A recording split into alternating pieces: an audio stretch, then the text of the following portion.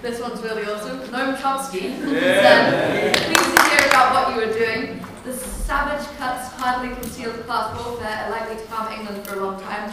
By coincidence, they were announced when I was giving a talk at Mexico's National Uni, which presents a dramatic contrast. In a poor country, not one of the richest ones, 10 years ago the government backed down and tuition remains free there. There surely are alternatives. All occupations have full financial, legal and political support from the NUS. All occupations are now legitimised by NUS. He's calling for other universities to go to occupation tomorrow and throughout the next week. The NUS will back a national day of protest on the same day as a parliamentary vote on tuition fees, which could be as late as the 22nd apparently, but that's only apparently.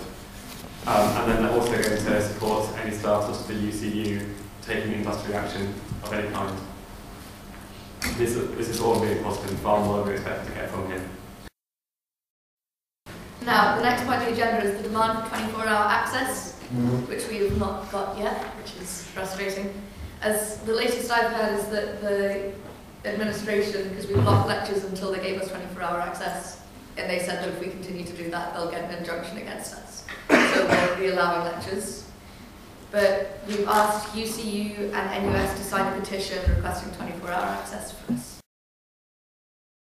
Every single other university occupation around the entire country has 24-hour access for people to come in and out of the lecture theatres, or almost all, the vast majority do.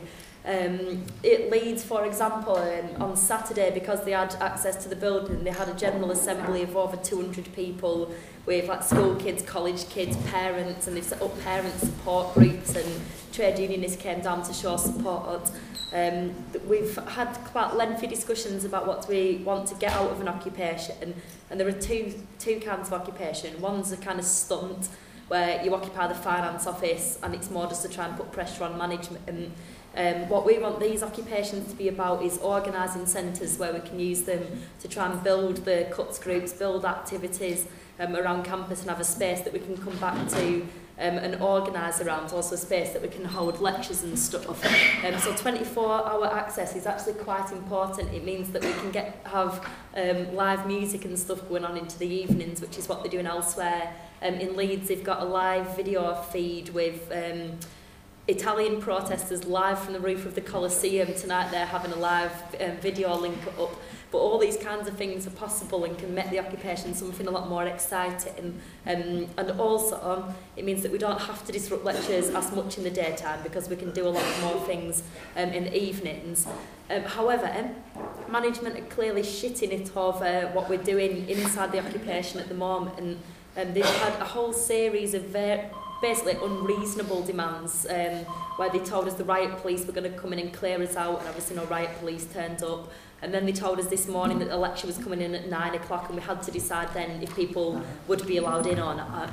So they've been essentially having a level of low-level intimidation for the last week to try to frighten us.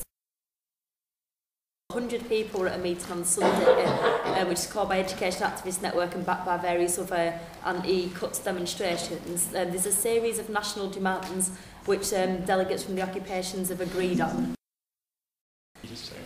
Basically, I was at the meeting on Monday, so I'll say the demands were no to fees, no to cuts, no to stop cuts to EMA, no victimisations for students involved in protesting, and putting the call out for other people, both other students, unions who not, other universities who are yet to occupy, and also more generally to workers, to show solidarity with the student protests. That was what the basic thing came out of. It hasn't yet to be typed up and emailed out to everyone, but that's what it was. No to fees or no to increased fees? No to fees.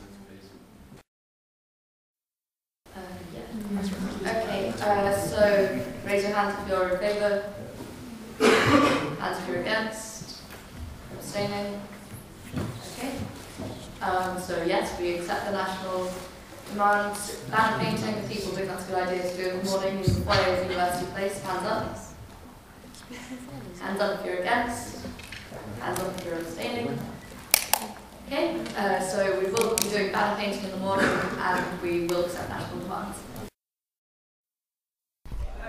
I go to Chorlton High School, if any of you know it, which is Chorlton. I'm doing year 9.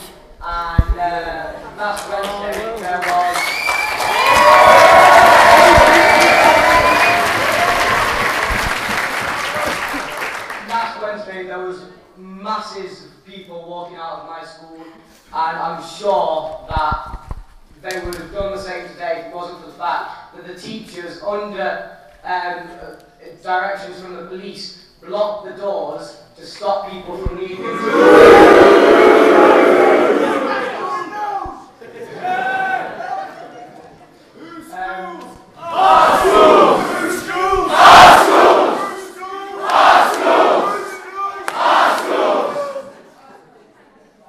I'm just going to say thank you to everybody who's turned up to help to protest for the next generation of school kids.